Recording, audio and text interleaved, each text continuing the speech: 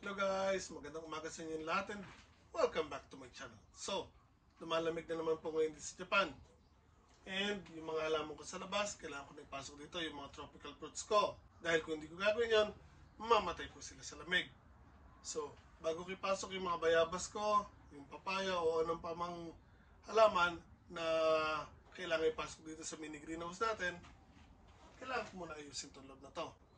So, sa unang tingin, akalain nyo na puno na po yan. Pero actually hindi. Nagkalat lang po kasi or nag-spread yung mga sanga nila or branches. So kailangan lang natin iayos yung mga yan. So ang gagawin natin, tatali ko itong mga sanga or branches ng bayabas ko, mangga, another yung bayabas doon, itong mga sili, and kung ano yung mga hindi kailangan, baka alisin na natin yung hindi importante dito. Tapos yung mga bonsai na maliit, ilalabas muna natin. Then later on natin ipapasok pag nailagay na po natin yung mga malalaki nating halaman. So with that being said, ayusin ko muna to. So here, meron ako ditong tali. And tataliin ko muna yung mga sanga ng bayabas.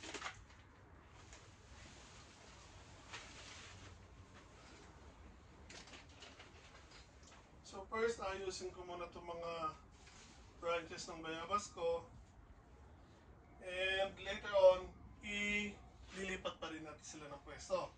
So depending kung saan ko dapat silang ilagay para may salansan ko na maayos yung mga halaman ko, ililipat ko pa rin sila ng pwesto later. Again, pansamantala lagyan ko muna sila ng tali para mas makompact ko yung mga halaman ko mamaya.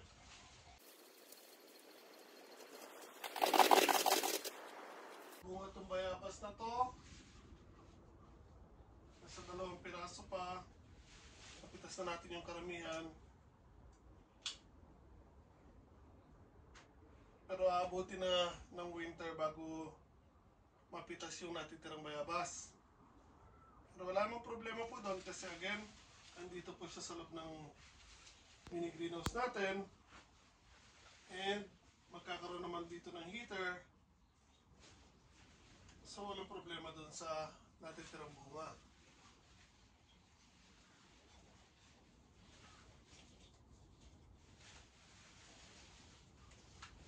Kailangan ko lang gawin ay maiayos sila para may pwesto natin na maayos ang mga halaman natin. Dahil nga again, ang mini greenhouse natin ay maliit lang po. So, kailangan kong gamitin yung space ng maayos. Gawin natin silang parang sardinas. O compact natin. So, pati yung papaya natin, papasok din natin dito. Which is malaki na po yun.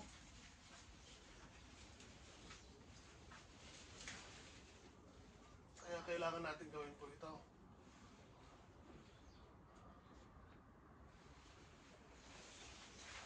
So again, sa mga gusto mag-alaga dyan ng tropical fruits, na sa mga bansa na nag-snow or may winter, pwede po kayong gumawa ng mini greenhouse tulad po ng ginawa ko dito. So again,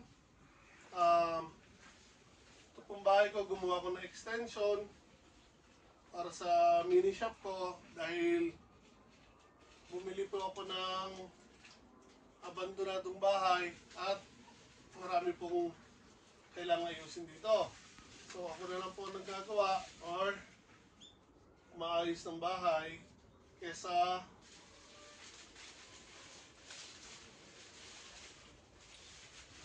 magpagawa ko. Kasi una, wala naman po tayong pampagawa.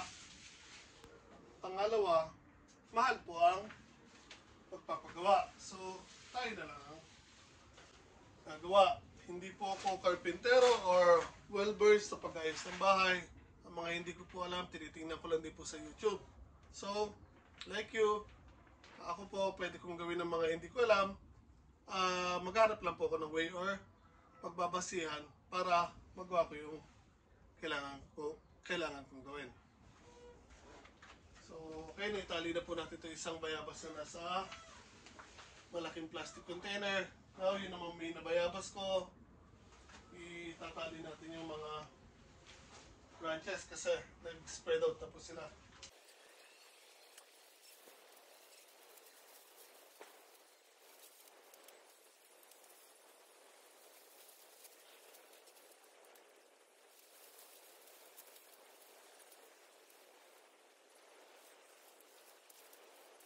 So, tapos na po yung puno ng main natin na bayabas. Now, itong mangga naman po na nakalagay din sa plastic container. Dahil nakaspread out din yung branches nila, yung gitna lang naman po ang tatalian ko, hindi po lahat. Kasi, again, pinag-split po natin yung dalawang branches niya, then nagpadiretso ko na isa sa gitna. So, lalagyan ko lang po ng suporta para hindi po mabali yung sanga ng mangga.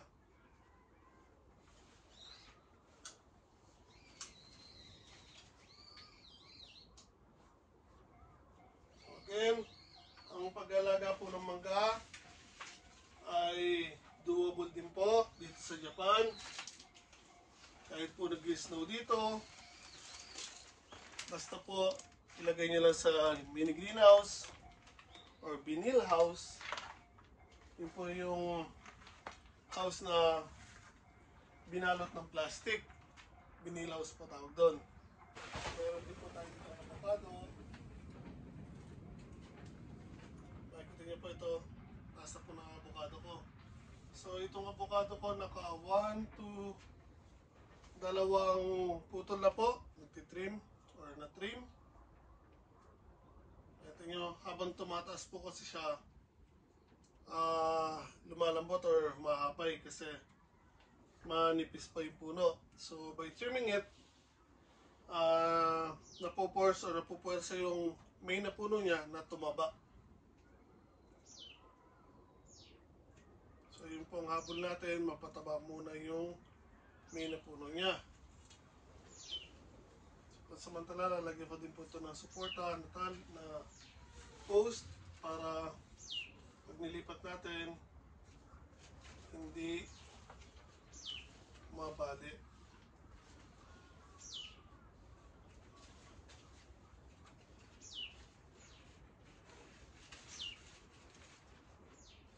So, ititrim ko pa rin ulit to para again, hindi siya masyadong tumaas. So, tanggalin ko na muna itong talbos niya, yung bagong talbos, para tumigil na po yung pagtaas niya. So, ang gagawin niyo po ngayon ay mag-spread sa side ng bagong branches at papatabayin yung puno niya. Okay, we're done with that. Ngayon, itong sili na to. So, itong sili natin dito, kung makikita niyo po ito, mahaba po ito, maanghang. So, actually, nakatabi siya sa may wood stove. Ito yung wood stove natin, yung ginagamit nating heater dito sa loob ng mini greenhouse. So, kapag ginamit na po natin yung mini greenhouse, mamamatay po to dahil mainit dito sa loob or mainit yung wood stove. So, nag-isip ako tatanggalin ko siya, pero dahil ang daming bunga, nagdadalawang isip ako. So again, kailangan na po nating likumin yung mga hindi kailangan dito or ayusin ang mini greenhouse natin para may pasok yung mga halaman natin. So, wala akong choice. Kailangan kong bunutin na itong puno ng sili.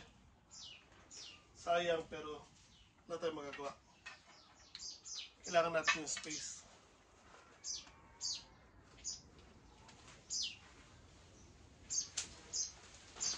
Okay. Ayan, bunot na po natin. Makita niyo po, napakakapal po nitong puno ng sili natin at ang dami pong bunga.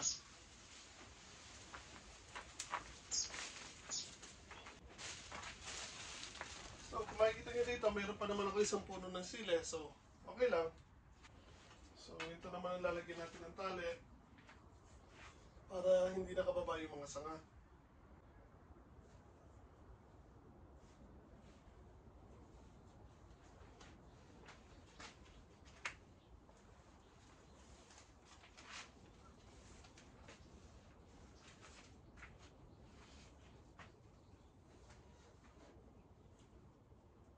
So, para sa mga first time na makakapanood ng video ko, dito po tayo sa Japan. Nagtatanim po tayo or nag-aalaga ng iba't ibang klase ng halaman na hindi normally matatagpuan dito sa Japan. So, meron po tayong bayabas, papaya, avocado, mangga.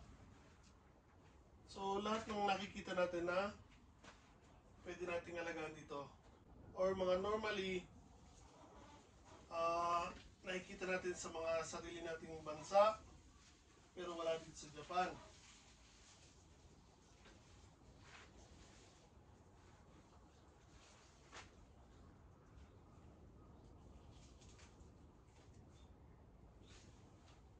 Okay.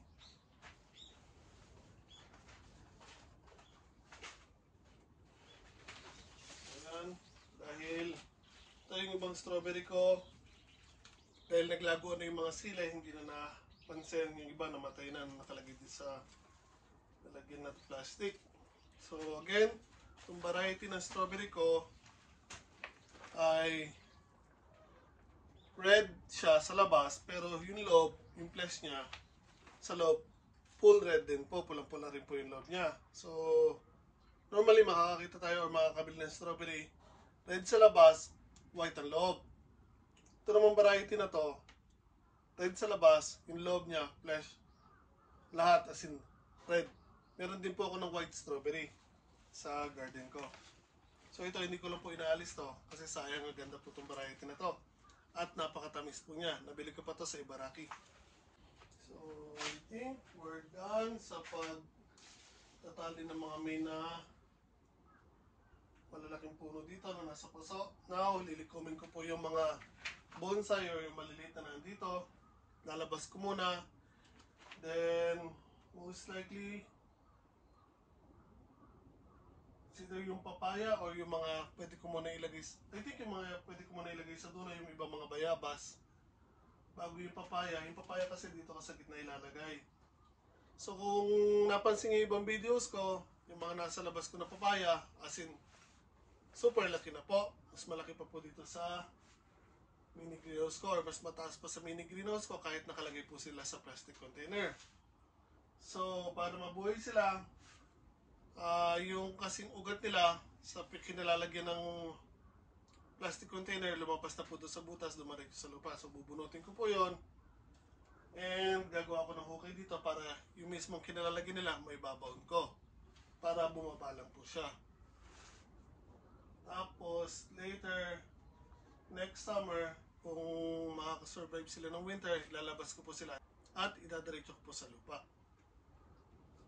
So, likumin ko muna yung mga bonsai ko.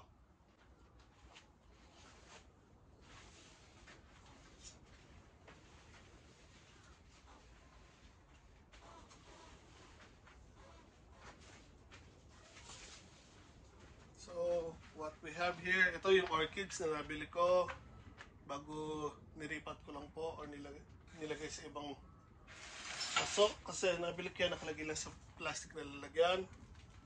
Ito, bonsai. Nabili ko rin siya, nakalagay din sa maliit na lalagyan. Niripat ko lang din po.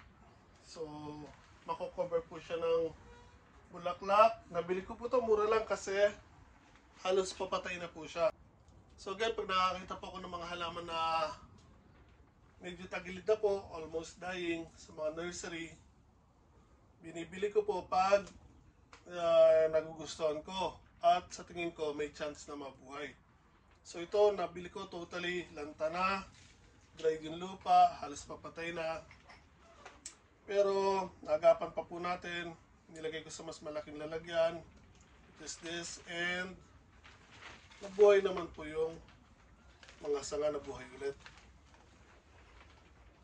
Yan po.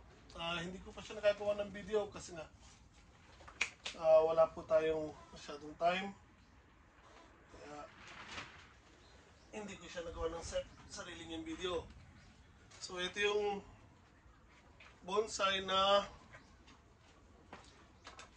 nilagyan natin ng wire at na trim. So kung makikita nyo, itong upper part po na ito na matay, itong side na to natuyo din yung dahon. Pero yung pagkakaiba po nito, yung sanga po dito sa lower part, siguro most likely hanggang dito. Diba? So ito yung main na puno na ginawa natin. Dito yung sanga dito, buhay pa po itong sangan to. Pero from here, papunta dito, patay na po yan. Same as dito sa taas, yung padaretso. Pero mula dito, pababa, buhay po yan. Nagalaw lang po kasi yung branch niya or napilipet nung nilagyan pa ng wire. So, namatay po siya. Kaya lang po, wala po magagawa. Ganyan po talaga ang nangyayari sa mga bonsai pag nilalagyan natin ng wire. Hindi pa laging nagiging success. Kaya nga po ang bonsai, matagalang proseso po yan. So ito, tunto yung dahon na to, nasa dulo. Kailan po yan? Again, dulo lang po yan. Wala pong problema. Itong sanga po dito, buhay pa rin po yan. So tabi muna natin yan para hindi sila tamaan pag nilipat natin yung malalaking paso. So again, mini-maintain ko lang yung mga strawberries ko dito, o yung red strawberries na red din yung laman. Kasi bala ko mag-uwi yan sa Pinas. So, ito yung red maple natin na tulad nito, again, nabili ko siya ng papatay na, lanta na siya. Kaya nabili ko to 200 yen lang, mura lang po. So again, ganyan po itsura niya, red maple. So, nung nabili ko siya, totally wala. Ito yung bagong tubo po ng red maple. Wala pa po ito. Ito lang po naiwan, yung green. Kasi po, ito po, grafted or dugtong yung red maple dito sa original na green maple. So, buhay yung green maple or yung main host ng puno. Pero yung grafted nila na red maple, mataas po to, namatay. And so, yun, dahil namatay yung grafted nila, binenta pa rin po nila ng mura. So, 200 yan nakita ko. Pero, dahil nga, yung sa mismong dugtungan niya, halimbawa, ito yung main na host ng green maple, naglagay po sila dito ng dugtong, bayan. Pinakita kong kapraso pang buhay dun sa red maple. So, sumugal ako, and luckily, ayan po, nabuhay pa rin po, dumaretso pa rin po sa side. So later on, pag lumaki na po ito, ititrim po natin siya para makuha natin yung gusto nating itsura. Pero probably next year na po yun kasi masyado pa maaga para iayos natin sila. So kaya ko muna lumaki itong green maple dito and yung red maple dito.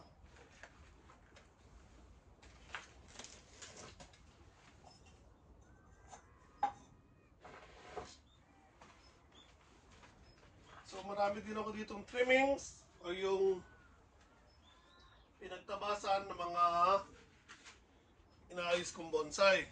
So ito po, nilagay ko sila sa isang malaking lalagyan. And kung makikita nyo, meron po mga hindi po nabuhay.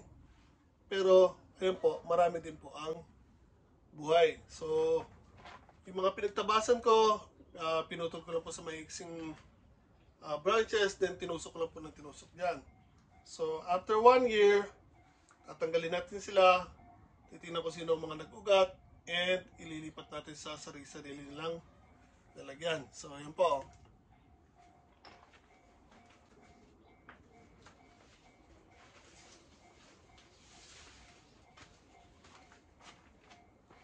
So, ito pa yung isang ginagawa kong bonsai. Ito hindi ko alam kung ano tawag dito or pangalan sa halaman na to. So, Ito ginagamit pag, ano ba to? Pag may occasion dito, yung ginagamit pang design to. Naglalabas siya ng mga red berries. So, parang ginagamit yata to sa pang, I think sa araw ng patay dito. Ginagamit pang dekorasyon sa mga bulaklak. O sinasama sa dekorasyon ng mga bulaklak. So, nung nakakakita rin po kasi ako ng bonsai nito, maganda po. So, ito nakuha ko naman po to sa bundok nung nagpunta kami sa kawa or sa ilog. So, namulot ako. 3 puno po yan. Itinirintas ko po. Ayan, kung makikita nyo, nandito lang po sa taas yung dahon kasi nung niripat ko sila or tinirintas ko dito, tinanggal ko lahat ng dahon. So, ito, sinyalis po na nabuhay sila, yun na po yung dahon.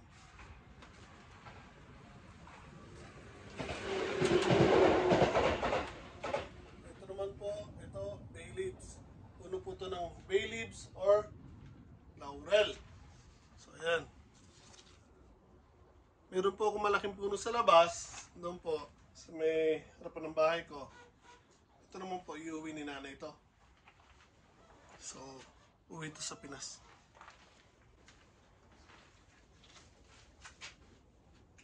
Ito naman po yung mga nabili ko na ficus or baliti yata tawag dito sa atin. So, ganda rin pong bonsai ito. Bili ko po ito, mga starter. Ayan ko lang po silang lumaki at kumapal. So, samantala, magpapasok muna ako ng mga halaman ko. And from there, pag-isipan natin kung paano positioning ang gagawin natin sa kanila. So, napag-isipan ko muna kung anong una ko ipapasok. Okay guys, so bago natin ipasok yung mga halaman natin sa loob ng mini greenhouse, which is there, pakita ko muna sa inyo kung ano mga kailangan natin ipasok habang nasa labas po sila. So, again, yung po mga papaya na yan. Ayun. At yung isa po doon, mga nakalagay po yan sa plastic container. Like I've said, yung ugat niyan, dumaretso na po. So, bubunutin po natin yan. Gagawa tayo ng hukay doon para maibaw natin. Dahil kumain yan, taas na po yan. At marami na po silang bunga. So, medyo mahihirapan tayo na bunutin yan. Kasi nga again, malaki na. Maraming bunga. Same as here. Po, dami na po nilang bunga. Ito naman po, kadirekta sa lupa. So, wala po tayong magagawa dyan. So, kung ipapasok ko itong dalawang to, another one there. Meron pa ako isang papaya sa harapan ng bahay, which is mababa pa, luckily. Yun po, bubunutin natin yon kahit nakadirekta sa lupa, ilalagay po natin sa katulad niya na plastic container. So, ang kaganda nun, mababa pa lang po siya. And, ito, nasabi ko na po, itong bayabas po na to, variety ng bayabas, which is, ito yung pink strawberry ko na bayabas. Cold tolerant po siya. So, kahit iwanan po natin din sa labas, mabubuhay po yan, wala pong problema. Same as tong pineapple guava. Lemon guava, sorry. Ito pong lemon guava na to, cold tolerant po, tulad po nun. So, pareho lang sila na maliit na bayabas na native sa Mexico. And, pwede po natin iwanan sa labas yan. Pero, papasok ko pa rin para pandagdag doon sa mga spacing dito po sa gilid ng mini greenhouse natin para mapigilan yung lamig. So, gagawin natin parang carpet na rin yung sa pagitan ng mga halaman na hindi kaya yung lamig, ilalagay natin. So, makakatulong po yun para hindi sila masyadong malamigan. So, again, ito naman po yung pineapple guava ko. So, ito yung totoong pineapple guava. So, again, maraming bunga po yan. Ayan. Ito po sa loob, palibot po dyan, maraming bunga. Ayan. There, hindi lang po halata kasi katulad ng dahon or kahubog ng dahon yung bunga and kakulay nila. So, ito, again, cold tolerant din po. Pero nakadirekta na sa lupa yan. So 2 years may kita po siya nakadirekta sa lupa, so hindi na po natin gagalawin yan. Itong malunggay na to, papasok ko din po ito. So kung makikita niyo po, mas mataas pa po yan sa greenhouse ko. So puputulin ko po ito. Nakalagay po yan sa maliit na paso. Just there. Wala ko masyadong kita. So ililipat din natin yung sa mas malaking paso. Kung kasaba naman, putulin ko yung mga sanga niyan and ilalagay din sa plastic container bago ipapasok ko sa loob ng mini greenhouse. Yung mga kalamansi ko as is dyan, cold tolerant po sila dahil hindi po masyadong nag-i-snow dito sa lugar ko. Mag-snowman I think twice, thrice a year, and pinakamataas siguro mga 1 dangkal. Dati nag 14 ba? Or 2 dangkal yung kapal ng snow few years way back. Yun po yung pinaka makapal na naging ulan ng snow dito, and namatayin din po ako ng maraming halaman nun. Pero ang bahay ko sa dati ko pang bahay. So itong bayabas na to na nasa timba po, papasok din po natin yan. May mga bonsai pa din po ako doon na hindi halata, tatakpan. Iba mga bonsai dito. Yan yung alocasia or yung giant taro, ipapasok din po natin yan, mamamatay po kasi yan. Meron din tayong itong mga bonsai na to, gagawin din natin mga spacers o ilalagay natin sa mga pagitan. Yung pinya, puno ng kape, pasok din yan sa loob. Meron pa ako ditong olive tree, tapos yung gummy berry. Ito naman tayo sa harapan ng bahay. So, meron pa akong 2 bayabas dito, nasa may gilid ng riles. Kailangan din natin pasok. So, ito nga pala yung puno ko ng laurel. Yan po, or bay leaves. Ilang beses ko na na-trim yan kasi ang bilis nilang lumago. Malaki po yan. Ito yung ginagawa kong bonsai na fig tree.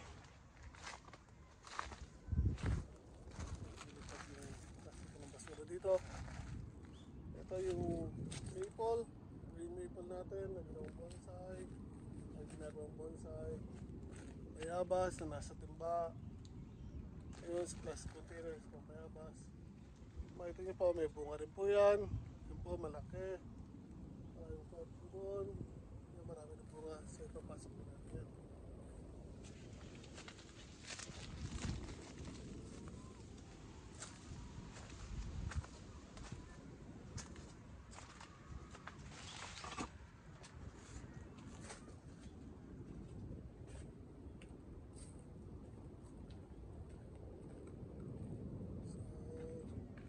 Ito yung birds of paradise ko. Nasa plastic container din yan. Papasok din natin yan dahil hindi rin po niyang kakayanin ng lamig.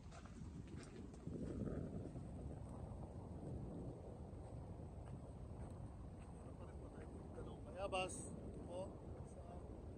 Isa, 2. So, papasok ito. And ito yung sinasabi kong papaya. Saba, yun po. So bubunutin natin yan and ilalagay sa plastic container, papasok natin. Ngayon itong kasaba puputulin, ilalagay sa isang timba or plastic container na may lupa, papasok po sa loob ng mini greenhouse.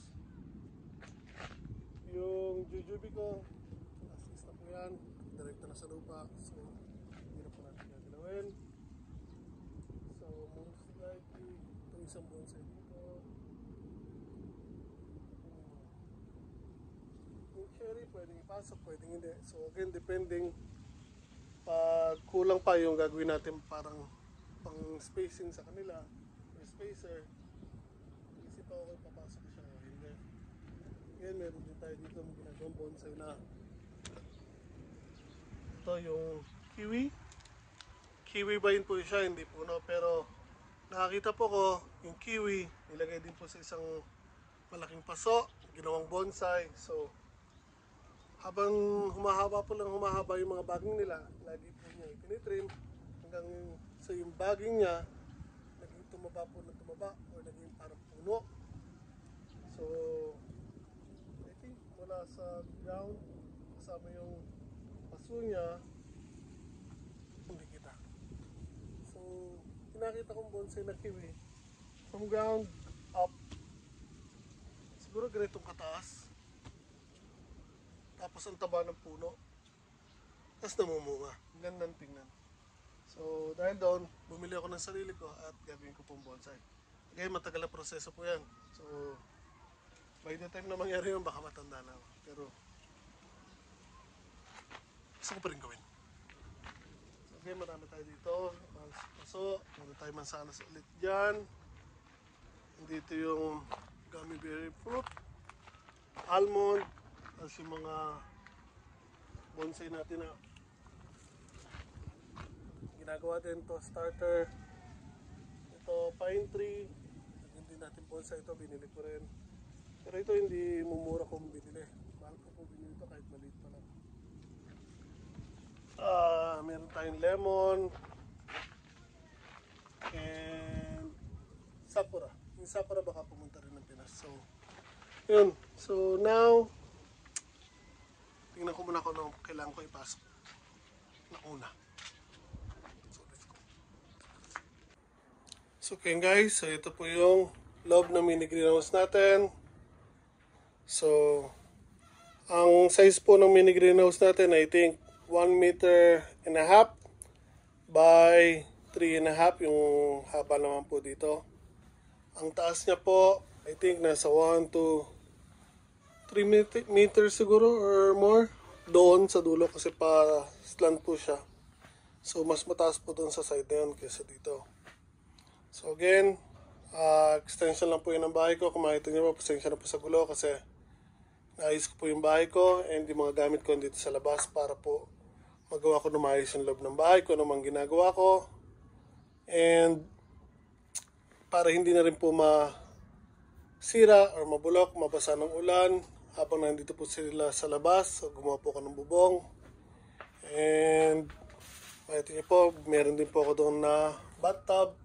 Yun, dahil papalitan ko ng bathtub, yung paliguan namin. Dahil luma yung nakalagay and maliit lang yung bathtub. So, mili ako ng used, second hand. So, balik tayo sa topic natin. Again, ito po yung mini greenhouse.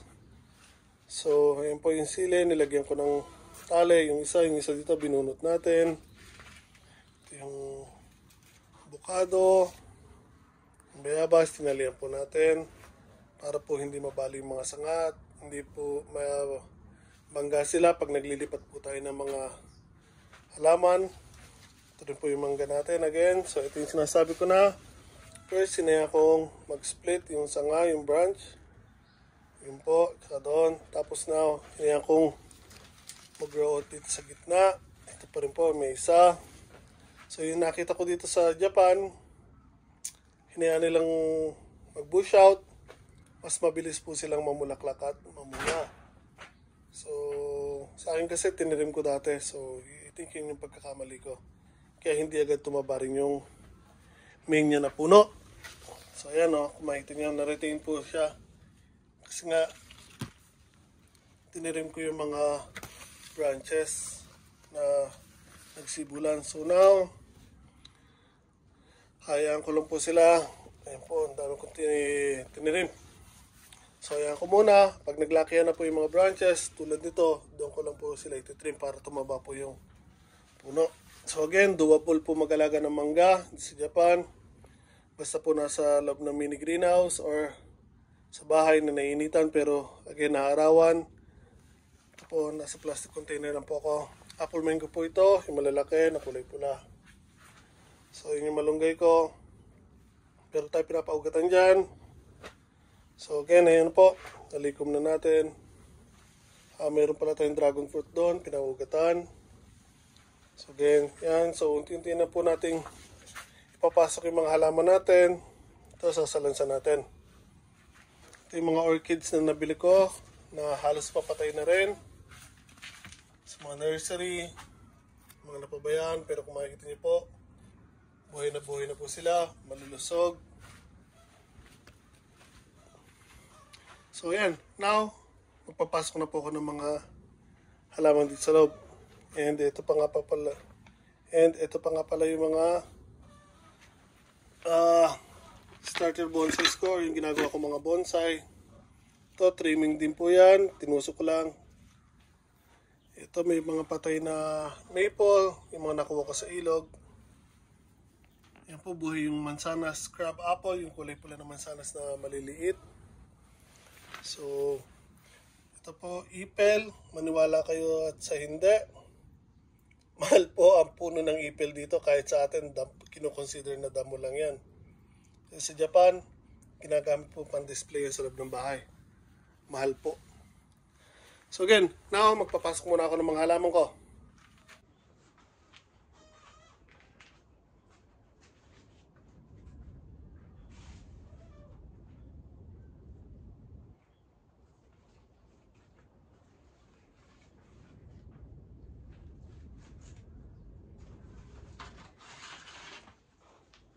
Okay, so ito po yung puno ko ng crab apple or yung mini apple na kulay pula. So ito po ang una ko ipapasok.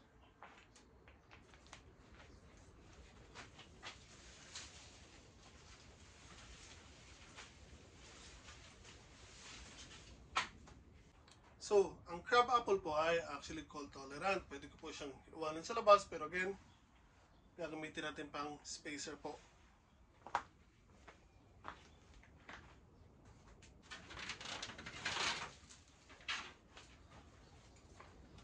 Okay, so ito naman po yung gummy berry tree na in-earlier natin. So meron po rin akong video nito. Please watch it. Gagawin din po natin tong bonsai. So as of now, yun po, taas na po siya. Hinahayaan lang natin mag-grow out. Iti-trim po natin to probably next year. Kakat natin ulit hanggang dito para magsibol po ng panibagong sanga.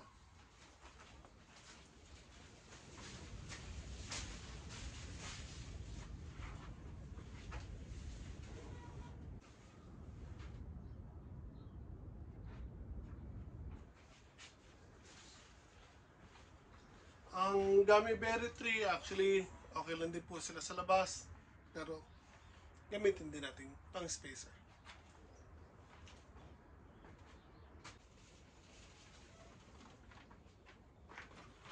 Ito po yung ampalaya. Hindi po natin gagawin spacer po yan. Hinarvest ko lang po. So, ito yung inakat ko na alocasia. So yung sa first video ng alocasia ko na niripat ko siya, tapos meron po mga nakasibol. Ito po actually yun yung anak niya. So kung makikita niyo po, hindi po siya masyadong lumalaki kasi po nasa maliit lang po siyang paso. So napupulse po siya na magstay sa ganitong size. Kahit gusto niya po lumaki, hindi po siya makakalaki dahil maliit lang po yung lalaki niya. So kung makita niyo po dito, may anak na rin po siya. So ito pwede na natin ilipat, pero baka ito pauwi ko din kay nanay. Pero baka po ito ay pauwi din po natin kay nanay sa Pinas. So sila na bahala magparami doon. So ito pansamantala ilalagay ko muna sa isang side, then later on baka siguro sa may middle part ko ilalagay kasi mas sensitive to sa lamig. Pag nilagay ko po siya sa may side or sa wall, pag lumamig po yung wall, maluluto po yung dahon.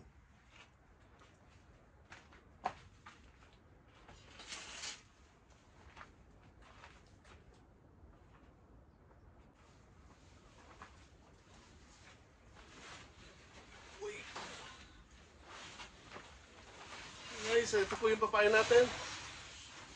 Ay, dahan-dahan. So, hindi na po yan. Pasok natin ito. Singit lang po. Hindi mo balik. Ito.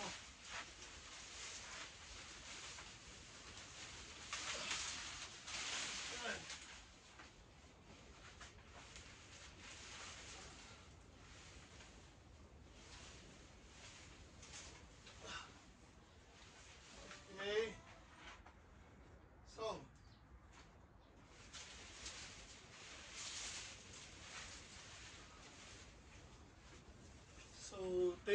ipasok natin ng maayos nang walang masyadong na-damage. So, mapapansin nyo, ang kapal po ng dahon ng papaya. So, ang mangyayari po dyan, pag nag-winter, hindi po masyado direkta o nakaka-penetrate yung liwanag po, sinag ng araw, mula sa bubong at pababa. So, kailangan natin gawin is, babawasan natin ang dahon niya ng papaya, yung dahon ng papaya.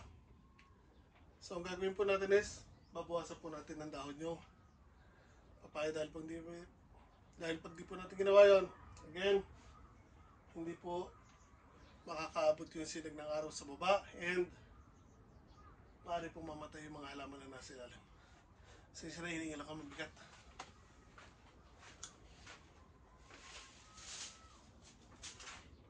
Again, yun tayo ng ilang dahon. Hindi natin totally aalisin po lahat ng dahon.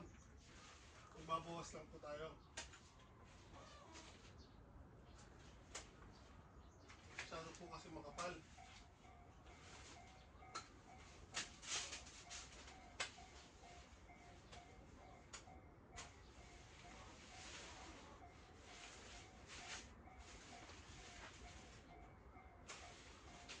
Then, hindi po masama mag-trim ng dahon or branches ng anumang halaman. Basta, huwag lang po mag-over-trimming.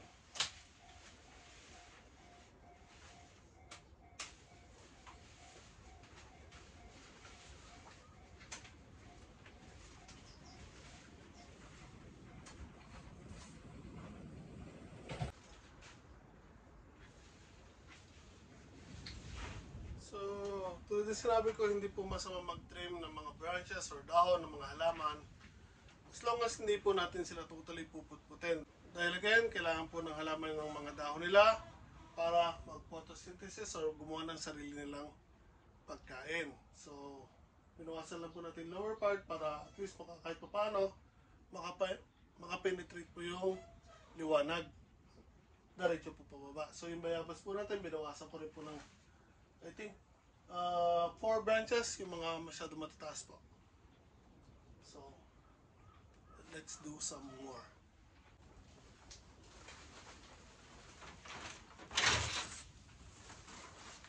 Okay, so ito naman po yung lemon guava natin.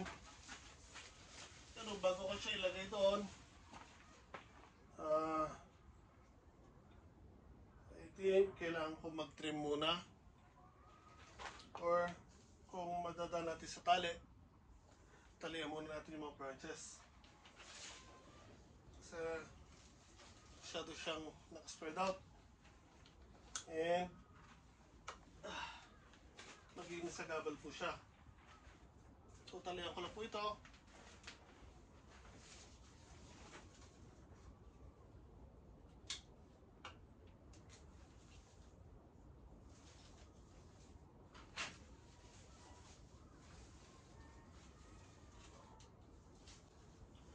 Yun o, may hinog pang bayabas sa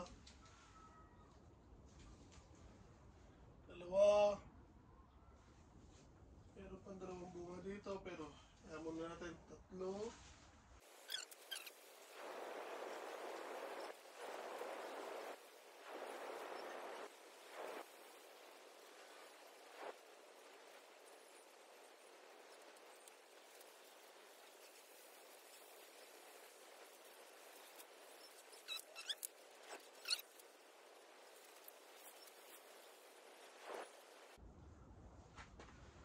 Okay, so now, pwesto na po natin siya.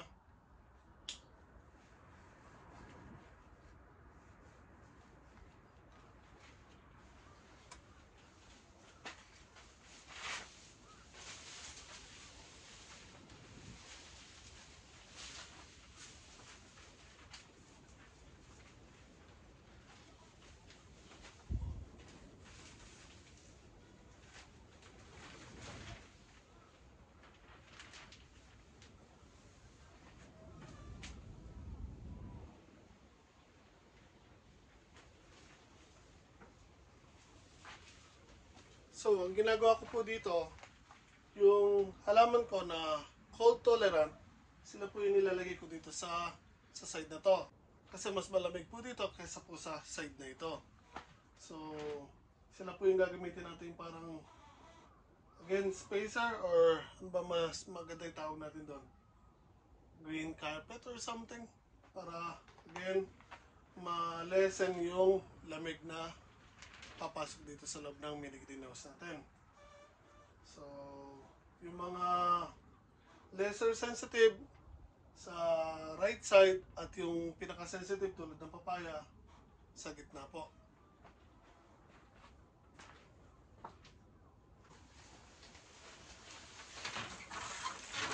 So, ito pa yung isang bayabas natin. Ito naman po yung pink strawberry na bayabas.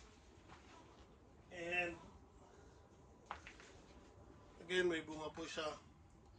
So, again, hindi ko alam kung nagkataon lang or mas malaki talaga bunga niya. Pero, comparison po, ito yung pink strawberry, ito po yung lemon guava. Mas malaki po yung pink strawberry. Again, tulad ng lemon guava, ang pink strawberry po, cold tolerant po. So, okay po siya sa labas. Pero again, gagamitin po natin siyang spacer and then bunga or green carpet para malesen ang lamig po ito sa loob ng mini greenhouse. So, again, ito pong isang to, mas nakaspread out yung mga branches. So, kailangan ko po itong talian.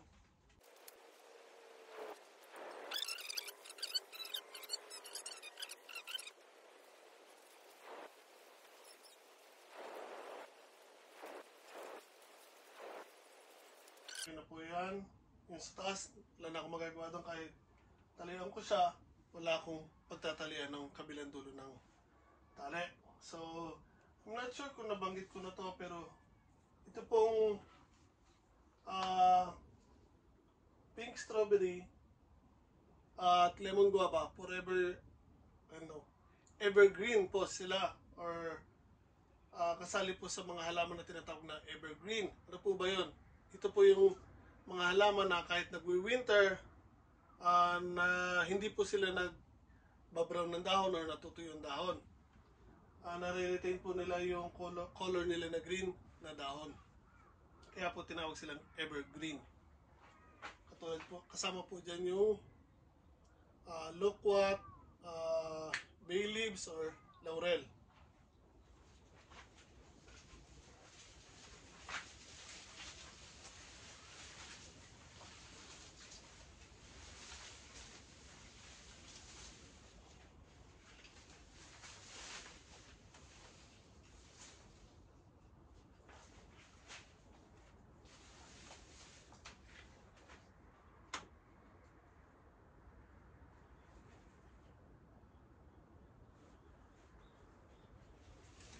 So again, ito lang po ang medyo mahirap sa paghahalaman po sa Japan or pag-aalaga ng mga tropical fruits or tropical fruit trees dito po sa Japan.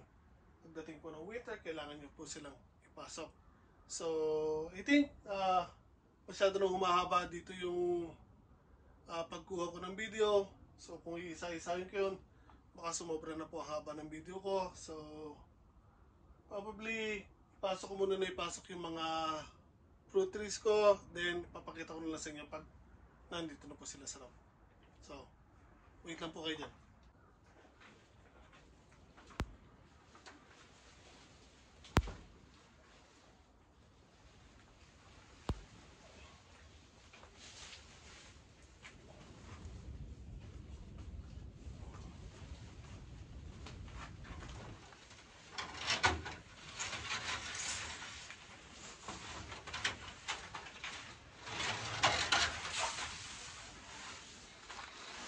Guys, so samantalait hanggang dito na lang muna ipapasok ko. Ewan ko kung nakikita nyo to pero ating comparison, mukha ko sa malaki kong mukha, apakalaki po ng buka ng bayabas na to. Ayan o. And meron pa dito. Ito. Uy, baka nga muna, pinahirapan ko sa nito.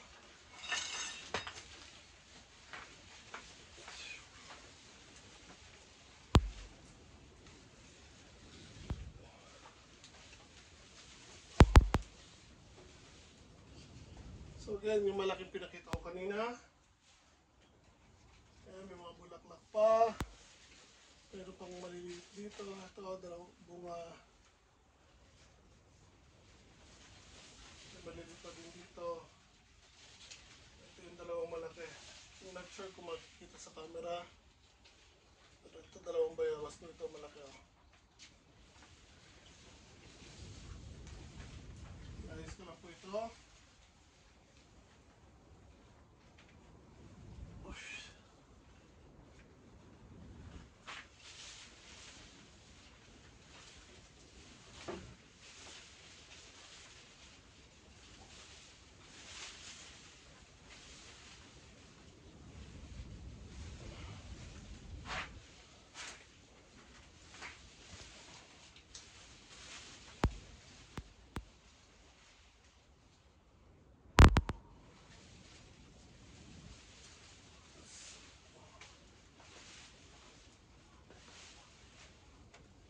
Okay.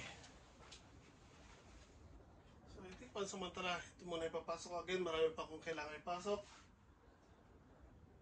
Pero pagod na po ko, hapon na po. Kanina umaga pa ako nag-ayos dito.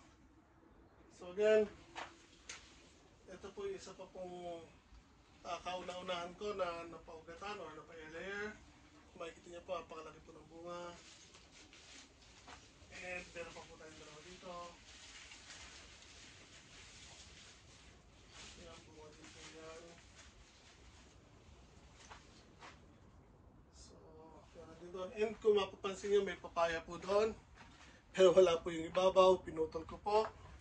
So yun po yung isang malaking nasa garden. Pinutol ko yung ibabaw. Again, ang kailangan ko lang mabuhay yung puno niya kasi sisibulan pa po yun sa side. Pagod, so napakabigat po niya. Again, eksperimento yan. Nasa plastic container po yung papaya na yun. Pero again, sumobra po laki nila. Kaya po, no choice, hindi ko na po ipapasok yung isa kasi wala na akong pagpupwestuhan. Ginawa ko po, nag-ukay pa po ko doon para maibon pati yung plastic container.